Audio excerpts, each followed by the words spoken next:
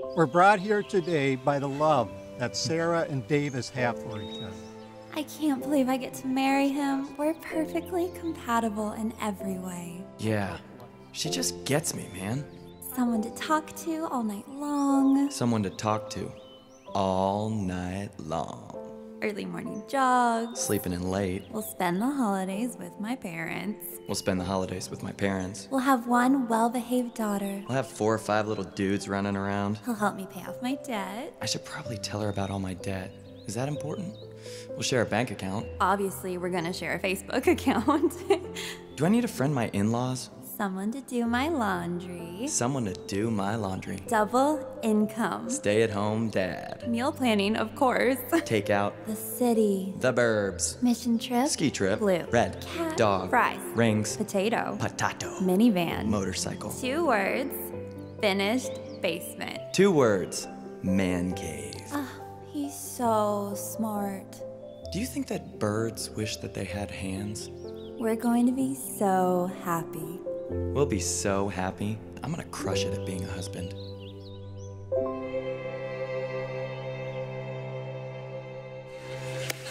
So the ladies are thinking, finally, a relationship series.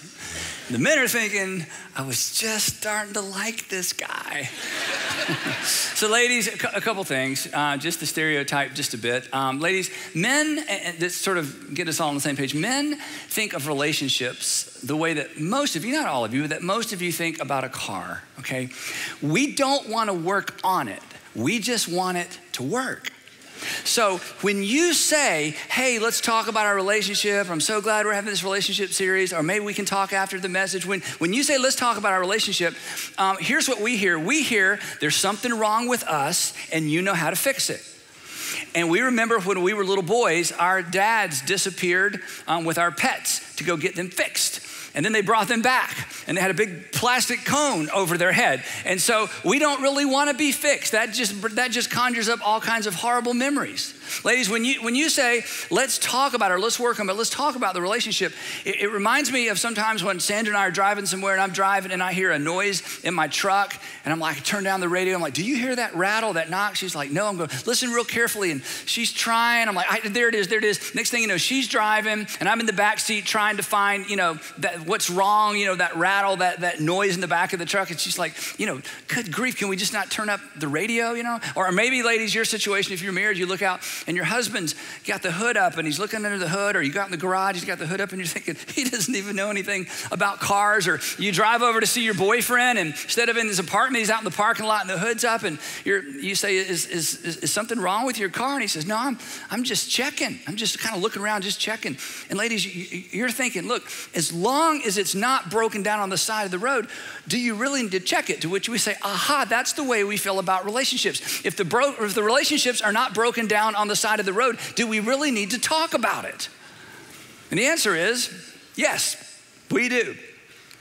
So for 4 weeks, we're gonna talk about relationships. Relationships as it relates to singles moving into a special relationship. You're in that special relationship, you're engaged, you're newlywed, you've been married for a while. We're gonna encompass all of those for 4 weeks.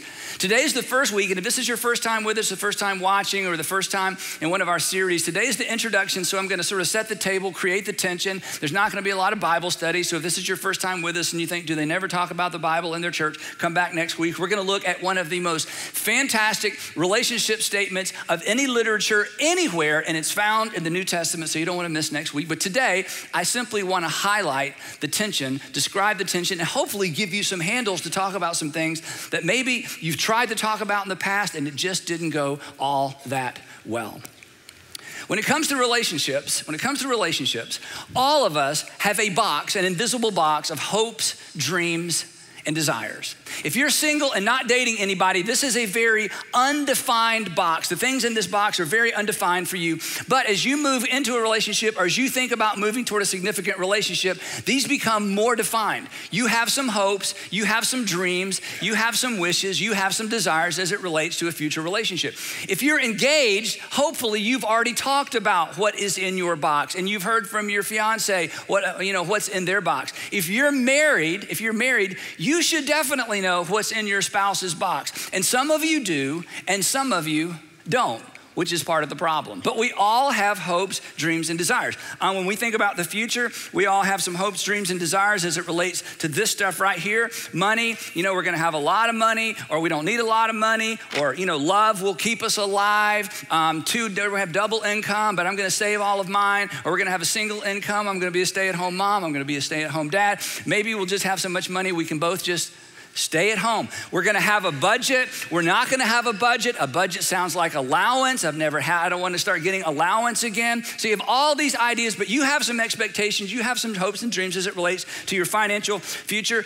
When Sandra and I got married, she had this little saying, and I didn't catch on for a long time. And she would say this thing, and really years in, it finally dawned on me, wait a minute, that doesn't even make any sense. She would say this. She would say, well, what's mine is mine, and what's yours is mine.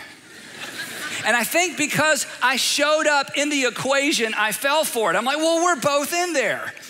But wait a minute. So you have some ideas, you have some hopes, you have some dreams, you have some wishes. You have some ideas about if you get together and if you fall in love and get married someday, somehow all the chores are gonna get done. And you think about how it happened in the family, your family of origin, or you think about the way that should happen or the way you dream about that happen. You're gonna live in some sort of thing. You're gonna rent, you're gonna lease, you're gonna purchase. You're gonna keep driving the sports car forever. Maybe you'll talk him or talk her into trading her sports car for something more practical. You probably, when you think about your future, you want to have a child. If you're an only child, you're thinking, I don't want to have an only child. I want to have some children. But if I have two girls, we're going to keep going until we get a boy. And why not just have a basketball team? So you've got some hopes and dreams as it relates to those things, right? You got a mental picture of what scheduling, in a relationship is going to be like, how we spend our discretionary time, our free time. I get to spend time with my friends. You spend time with your friends. No, we spend all of our time together. No, I don't want you to meet my friends. I mean, there's hopes and dreams and expectations as it relates to time. And then there's hopes and dreams as it relates to the calendar. And this was a big discussion for us too, because Sandra, she was so fair. She said, I only want 3 holidays and your family can have all the rest. She said, our family will we'll spend Thanksgiving and Christmas and Easter with my family. And you get Halloween, Groundhog Day, and she gave our family Festival of the Souls. She was so generous. And something about that she was 16th Choctaw Indian or something, how that was special. And I realized that's like a Japanese thing that has something to do with emperor worship. But anyway, but you sort of have a picture of how all of that's, this is how it's all gonna work out. This is how, we're gonna kind of live the dream. And then, there's travel. We'll travel a lot. We're gonna travel all around the world. No, we're gonna keep it in the United States. There's enough to see here. Maybe we just stay in the state of Georgia. No, we're gonna travel all over. There's hopes and dreams as it relates to that. And this is every guy has some idea of what he hopes and dreams that his wife will not wear to bed, and she's thinking, but he just wants me to be comfortable. He doesn't care. He accepts me just the way I am. He's gonna accept me just the way I am, that those sorts of things won't even matter. And then of course there's conflict resolution, because you gotta resolve conflict in a marriage or in a relationship. Initially there's conflict in just about every relationship. And so the expectation is, or the thought is, well, we'll just talk it all out, get everything out on the table and just be completely honest. I mean, we'll just be extremely honest with each other so we can work through things. And maybe somebody else is thinking, no, that's how you hurt people's feelings. You don't say everything that's true. You just make sure that what you say is true. One person says, will you raise your voice? I grew up in a family where we raised our voice, we yelled and screamed, but we got it all out and we were all good at the end. No, we don't raise our voices, because raising our voices is insensitive. So we're just gonna, that's not how we're gonna resolve conflict. And then some guys are thinking, conflict resolution? Kind of thought that's what sex was for. Then there's this big one that I don't even have something to illustrate it. And that's basically, how are we gonna treat each other? How am I gonna behave toward him? How is she gonna behave toward me? How am I gonna behave when? What do I expect? My husband or my fiance, my girlfriend, she's never gonna use this term. She's never gonna threaten. I mean, there's just an expectation. You may have never defined it. In fact, I think most people don't. But you have a pretty clear expectation about how you will be treated in this very, very significant relationship. If she loves me, he would never. If he loves me, he'll never. Now, there are several things that impact what we put in our hopes, dreams, and desires box. And we all have a box. There are several things that impact that. One of the things that impact that is what we've seen and what we've heard. What you've seen maybe in other relationships, what you've seen modeled, what you saw with the folks next door, what you've read, what you've seen in culture. But primarily, the thing that impacts what we put in our box is really what we've experienced. And for many of us, it's what we experienced in the home we grew up in. That our hopes and our dreams and our desires, and this is such a big deal, and it's complicated and it's emotional, but most of our hopes, dreams, and desires are a response to what we grew up in and what we grew up around. We are either trying to avoid something or we're trying to recreate something. We're trying to avoid something that, oh my gosh, my relationship's not gonna be like that. I'm not gonna be like my dad. I'm not gonna be like my mom. We're not gonna have that kind of relationship. We either put in our box things that help us avoid something, or you grew up in a situation where it's like, wow, that's exactly what I want. And maybe it wasn't your parents. Maybe your older brother or sister has like a fabulous relationship and you're like, that's the kind of relationship I wanna have. I'm not simply trying to avoid something. I'm trying to repeat something. I'm trying to recreate something. But even in those situations where we are trying to recreate something great, even in those ideal situations where we're trying to recreate something that's healthy, that's worth recreating, in the middle of all of this is me. Because these are my hopes, and these are my dreams, and these are my desires. And at some point in the relationship, and we don't even know when this is happening. This is why I just sort of want to put some visuals with this so we can think about it in sort of concrete, tangible ways. At some point in the relationship, while you're dating, once you get engaged, maybe at the altar, maybe a month after you're married, maybe a year after you're married, at some point along the way, we can't help ourselves. We essentially take our box of hopes, dreams, and desires and we say, here, make them come true. Make them come true. This is what I always dreamed it would be like. This is what I hoped it would be like. The reason I pursued you, the reason I asked you out, the reason I said yes when you asked me out, the reason I asked you to marry me, the reason I said yes when you asked me to marry, the reason that I walked down the aisle with you is because in my mind, this is what the future looks like. And I need you to come through for me. But the challenge is, and the problem is, and the tension comes, when we hand somebody our box of hopes, dreams, and desires, it doesn't feel like hopes, dreams, and desires to them, does it? To them, it feels like expectations. To them, it feels like a weight. To them, it feels like the bar has been raised. To them, it feels like a homework assignment. To them, it feels like a responsibility. To them, it feels like if they don't come through, you might be disappointed with them. Expectations are simply this: a strong desire, or a strong belief rather, that something will happen. Now, it may not happen in the first month, may not happen in the first year, but one day we'll get there, aren't we, honey? We will get there one day, won't we? The strong belief that something will happen or that it will be the case in the future. I mean, it's not our dream home, but we're working toward that. I mean, he hasn't gotten rid of that yet, but he will. She hasn't changed her mind yet, but she will. We haven't gotten there yet, but we will. Won't we? Won't we? Won't we? It's the strong belief that something will happen or will be the case in the future. But the problem is this, and you're smart enough to know this. I'm just putting words around things perhaps you've thought and perhaps have felt. That attempting to recreate or avoid something from the past. Anytime we attempt to recreate or avoid something from the past, it transforms hopes, dreams, and desires into expectations. So even in the best of relationships, even in the most ideal relationships, even when the best fall down sometime, even when the wrong words seem to rhyme, out of the doubt that fills my mind, I'm so confused that this happened, we somehow find, what? That you and I, what? Collide. That's right. See what I did there? Yeah. And here's the thing. When eyes collide, it's not really a you and I collide, it's eyes collide. And when eyes collide, we swap boxes. I give you mine, you give me yours. And what was intangible and ethereal and hopeful and dreamy, and I've spent years thinking about this and I've always envisioned it would be this way, suddenly it's a burden to someone. And you're handed their burden, their expectations as well. Now, when eyes collide, we do one of 5 things. And I want to talk about the first 4 today for just a few minutes. When eyes collide, we do one of 4 things. The most extreme thing is we leave. We just say, you know what? That's not what I had in mind. That's not what I bargained for. I didn't know. You didn't tell me. You weren't honest. You didn't make it clear. That's not what I signed up for. You changed the rules. You know, you switched gears. You switched lanes. You switched horses. This is not what I signed up for. I can't carry this expectation. I can't meet this expectation. I'll never live up to what you want me to live up to. This will never be a reality for us, and I don't want to live with the pressure. I can't take the pressure, and so I'm out of here. And do you know what you do when you leave?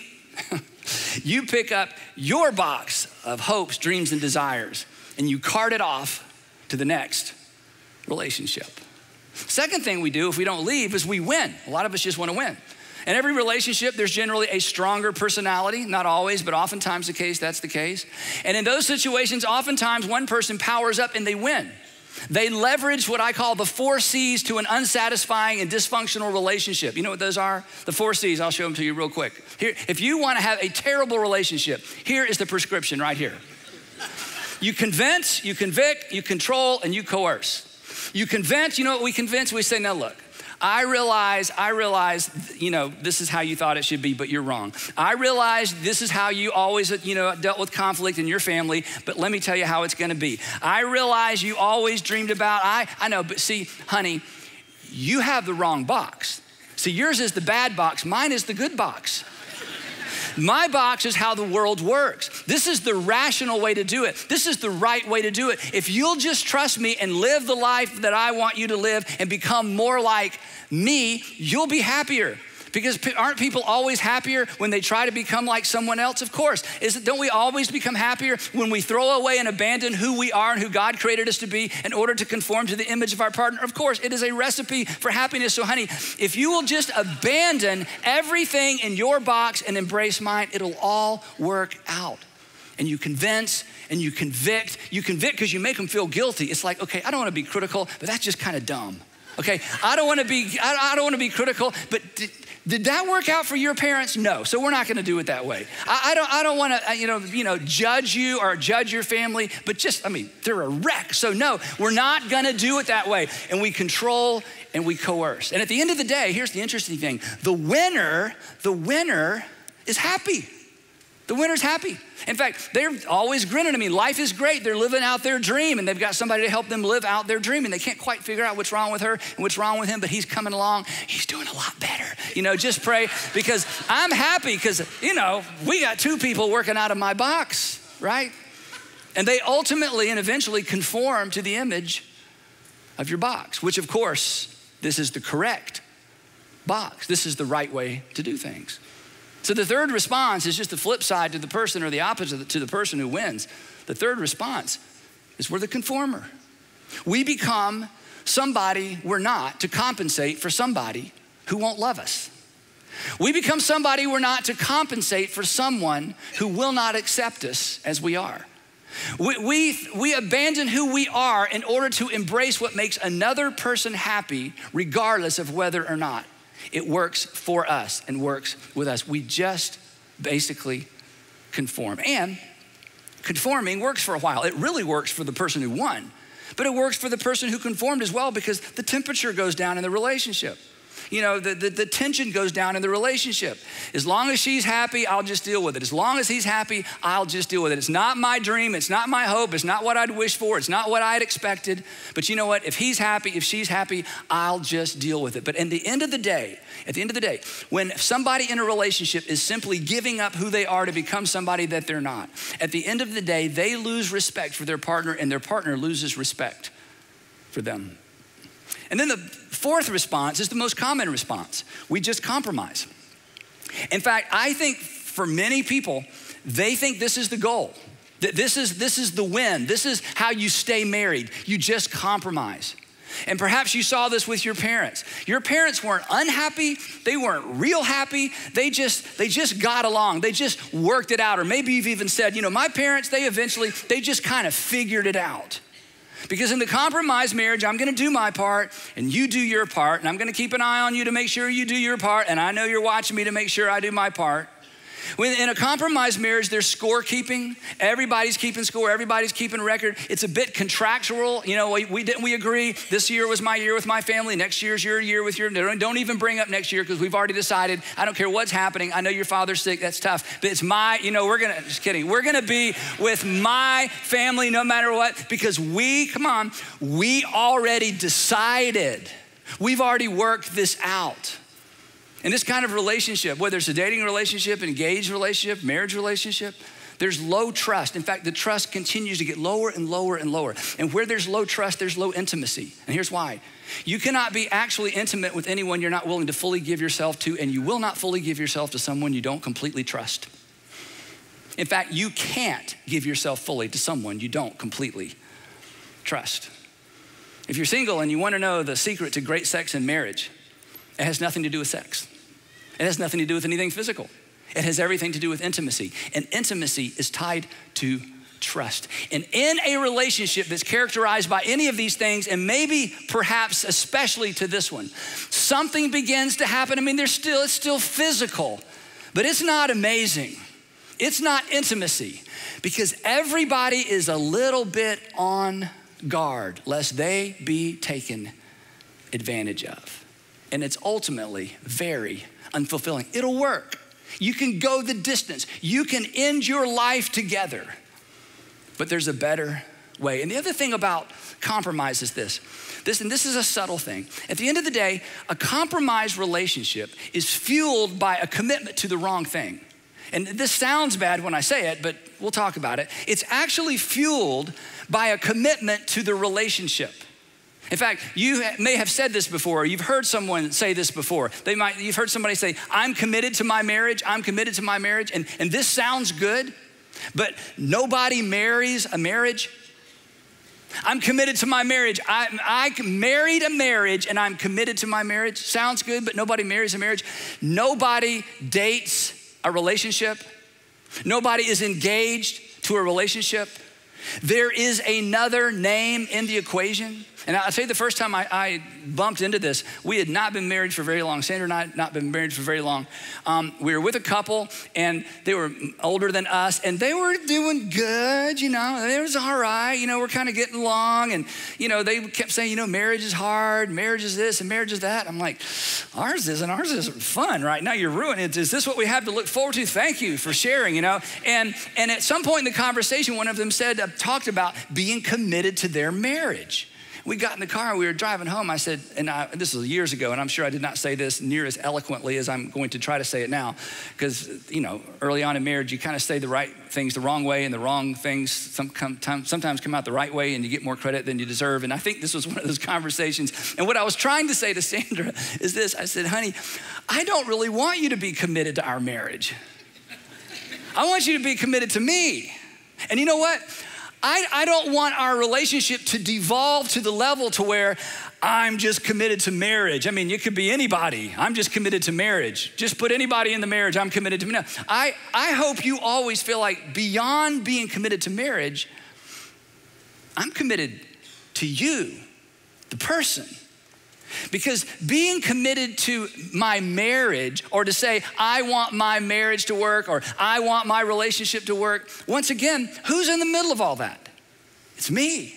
It's about my marriage and my future and my reputation and my kids growing up with two parents in the home. It's all about me. And this is not a bad thing. In fact, if you only get this far and you finish together, that's good. Being for marriage is better than being against marriage, right? And wanting your marriage to be a good marriage is certainly better than not wanting your marriage to be a good marriage, but there's something beyond that, because there is another face and there is another name. There is another person in the equation besides you. And at the end of the day, this will work, but it's not all that much fun, and it's not all that fulfilling. So when eyes collide, we leave, We try to win, we conform, or perhaps we compromise. But when eyes collide, for sure, we loses. Now, as I said, there's another option. And the fifth option is what happy couples know. And we're gonna spend next week the entire time talking about that fifth option, which is a little frustrating, but we're gonna get to it next week. And it's so powerful and it's so wonderful and it's so amazing. We're gonna spend the entire time on it. But for the next few minutes, I wanna frame the problem in a way that'll help you and help us understand exactly where we're headed for the next few weeks. Because I would imagine nothing I've said thus far is unique or you've never heard it before. Maybe I've just put some different terms on a dynamic that you're experiencing now or that you don't want to experience in the future, or maybe you experienced in a previous relationship and it's like, oh my gosh, that's exactly what was going on. I just didn't have the visual aids to illustrate it. So let me frame this one more time in a little bit different way and we'll wrap this up. Expectations create in any relationship, expectations create a debt-debtor relationship. In other words, whenever I put all my hopes, wishes, and dreams on you and expect you to do something for them, in that moment, I live under the assumption that now you owe me. See, I've committed my life to you, you've committed your life to me, or we're moving toward committing our lives to each other, which means these are my hopes, dreams, and desires. And now that I'm handing them to you, this is what you owe me. You are in debt to me. You owe me attention. You owe me to fully resolve the conflict. You owe it to me to make sure that I enjoy how we do the calendar and the money and the travel and everything else. You owe me affection. You owe me to pay the bills. You owe me to provide for me. You owe me to make sure the house is clean. You owe me to stay fit, to stay in shape. You owe me patience. You owe it to me to play with the kids the allotted amount of time. You owe kids to me. You owe me clean socks. You owe me, and I owe you. And even though both of us are in debt to each other, it creates a debt-debtor relationship, which is not what God ultimately had in mind when he put the first man and the first woman together. See, it boils down to this. That's what you're supposed to do. I mean, that's what a man does. I mean, that's what my father did. That's what a woman's supposed to do. That's what my mom did. That's what men are supposed to do. That's what wives are supposed to do. This is what you're supposed to do. Now, here's a question for you, and I know you know the answer. How much gratitude, because this is a big part of the equation, this is a big part of the tension. How much gratitude do you express to people who pay you what they owe you? How much gratitude do you express to people who do what they're supposed to do? Who give what they're supposed to give? Who simply provide the service they're supposed to provide? I mean, how much gratitude do you express to the person that sort of meets the minimum requirement, or at least does what you contractually decided they're gonna do? How much gratitude do you express to that person? The answer is minimal. Minimal. We rarely express gratitude for what we've come to expect. Now, here's the tricky part about being with the same person for many, many, many years. In every relationship, in every marriage, you get into a routine, which is fine. You have to have routines. In every relationship, there are roles, not assigned roles because there's some rules that say men always and women always, not that kind of role. But in the context of your particular relationship, there will be certain responsibilities and certain roles that will be fulfilled by each person in the relationship. That's just the way the world works. That's a good thing. But when I come to expect from someone what they've always done, when it comes down to me expecting Sandra to do what Sandra's always done, the gratitude is going to be minimal, which communicates this is what I expect all along. I'm not gonna thank you when you do it, but I'm gonna ask you when you don't. I'm not gonna say, wow, I'm surprised, thank you for doing that, even though you do it every single day or every single Thursday or every single, whatever the routine is. But if I get so accustomed to that I come to expect it, then I quit expressing gratitude for it. Because here's what gratitude is. This is something you can start today. Gratitude is, wow, I didn't expect that. Okay, what do you mean you didn't expect it? I fix your lunch every morning. I know. Every morning you fix my lunch and you hand it to me, and I'm surprised every morning because I do not expect you to do this every morning. I know, but I've done it every morning for the last 3 years. I know. But every morning I am as grateful as I was the first time, because when I take that lunch, I don't expect it tomorrow. Thank you. Gratitude says, I didn't expect that and I'm grateful for it. I'm telling you, this is how you supercharge and this is how you fuel healthy relationships. Because gratitude is an indication I've not filled up a box full of expectations. The other thing about this whole debtor thing that is so insidious, and again, you don't see it happening, you just wake up one day and you ask yourself, what's wrong and how did we get here and why isn't it the way it used to be? That a debt-debtor relationship eliminates, and this is interesting, a debt-debtor kind of relationship, it actually eliminates the possibility of unconditional love. Because if you owe me, you can't love me. In fact, owe me eliminates love me. If I owe you flowers, if I owe Sandra flowers, it's Valentine's, we're the flowers. Right, here's the flowers. All right, well, we're back to zero. I made it.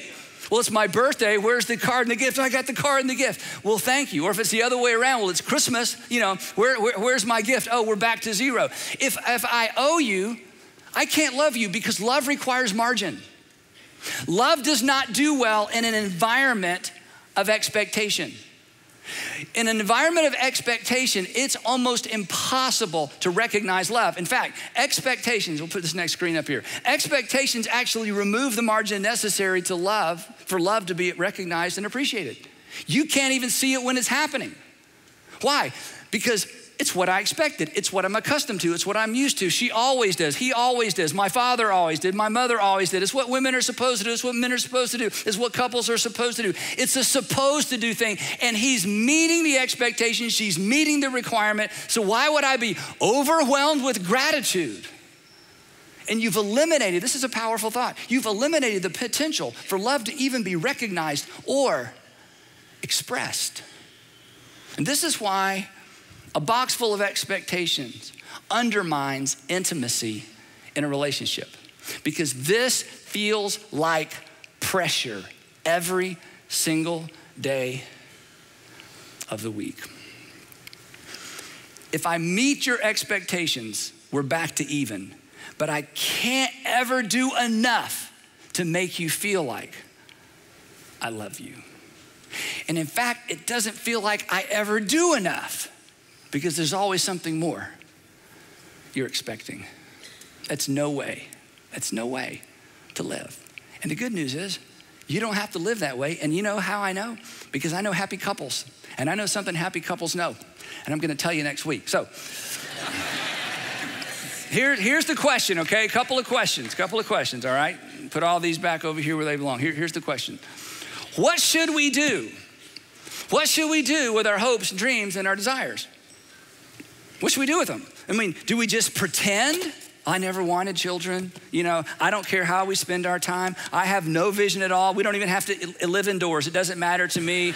It's okay if we never leave the city limits. I don't care what I drive. I'll do all the work. Who needs money? Love will keep us alive. We don't need any of that. What do you do with all of this? Ignore them? No. Deny them? No. For some of you, you've spent years filling up this box. And you know what? Much of what is in this box are good things. In fact, it's probably all good things. In fact, some of these things stem from the fact that you bear the image of God. But what do we do with this? Just feel guilty about it? Pretend, hide, ignore, lie? The short answer is, you keep them in this box. Which leads to the next question. How do you do that? How do I keep this stuff here and not put it over there and hand it to the person that I want to spend the rest of my life with? How do I keep these things in the box? And the short answer to that question is the correct answer to this next question. And this next question will bother you.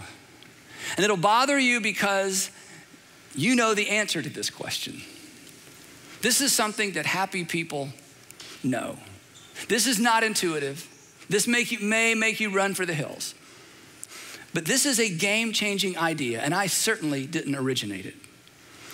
The best way to keep hopes, dreams, and desires in the hopes, dreams, and desires box and out of the expectation box is to ask this question. What do they owe you? What do they owe you? What do they owe you? And happy couples know that the answer to this question is nothing. Happy couples know that they owe each other everything, but are not owed anything in return, which doesn't make any sense. So I'm gonna say it again. Happy couples know that they owe each other everything, but they're not owed anything in return. It doesn't make any sense. But let me tell you about the happiest couples you know. There's something about them that doesn't make any sense. It's true. They go through hard times and they're happy. That doesn't make any sense.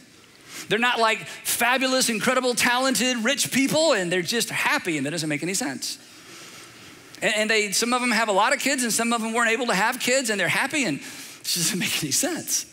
There's something about extraordinarily happy couples that's always a mystery, and I'm telling you what part of the mystery is.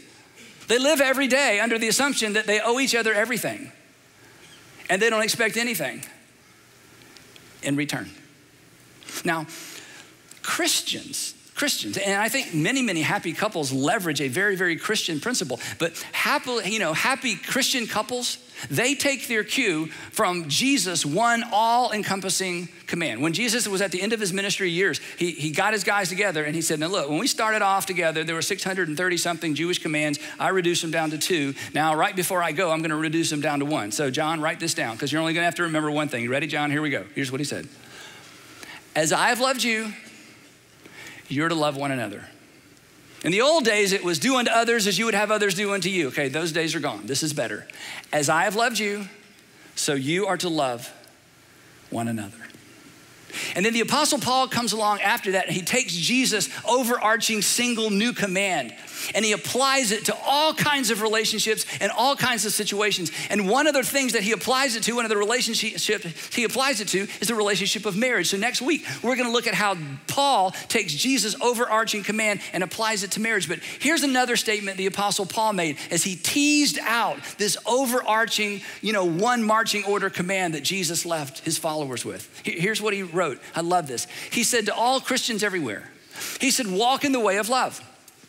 To which we think of a love song or our girlfriend or somebody that we love. He goes, no, I'm not done yet. Okay, walk in the way of love just as, and throughout Paul's teaching, this is so powerful. Throughout Paul's teaching, you see these two words. Because Paul says, as a follower of Jesus, in every relationship, in every situation, we take our cue from our Savior. So I want you to walk in the way of love. What does that look like? Just as Christ loved us and gave himself up for us. And Christian men and Christian women and Christian couples take this idea and they drop it into the center of their relationship, into the center of this dynamic with all the potential tension.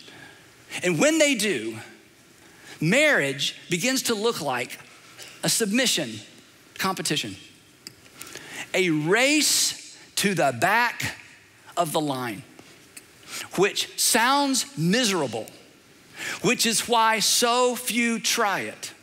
But those who do enjoy it. It's one of the things that happy couples know. Now, we're gonna pick it up right there next week, but I wanna give you 2 pieces of homework. They're both just thought homework. In fact, if you're with your fiance or your significant other, your husband or your wife, I would highly encourage you not to talk about the sermon today. Okay?